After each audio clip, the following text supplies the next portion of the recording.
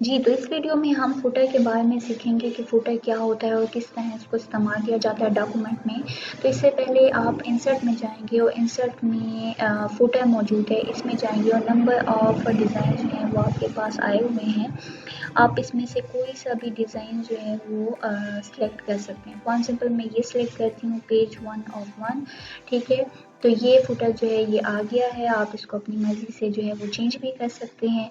इसके अलावा जो है और भी फुटर जो है वो यहाँ पे दिए गए हैं ऑप्शन में office.com की तरफ से। आप अगर एडिट फुटर करना चाहते हैं तो एडिट फुटर करने के बाद आप इसमें कुछ भी जो है वो पेस्ट कर सकते हैं, ठीक है। फिर इसके अलावा अगर आपने रिमूव करना है फुटर को तो आप रिमूव के ज़रिए भी इसको कर सकते हैं, ठीक है। और फिर जिस तरह हेडर के अंदर था कि फॉर एग्जांपल आपने इस तरह किया कि कोई भी जो है फुटर जो है वो सिलेक्ट कर लिया, ठीक है, और इंसर्ट में जाके शेप में कोई भी इमेज जो है वो आपने ड्रॉ की डिज़ाइनिंग के लिए, और ये आपके पास इमेज जो है वो सिलेक्ट है जो आपने फुटर के अंदर ही जो है वो डिज़ाइन किया हुआ है।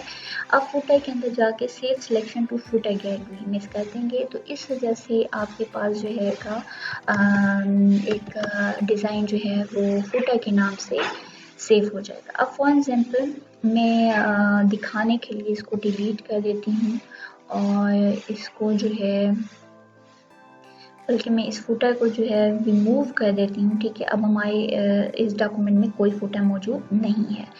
तो होगा इस तरह कि इंसर्ट में हम जाएंगे और फुटर के ये जो ऑप्शंस दिए हुए हैं, अब ये देखें लास्ट में जो है ये देखें जो हमने फुटर डिज़ाइन किया था वो अब फुटर आ गया है।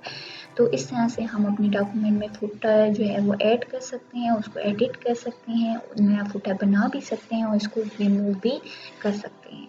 Thank you so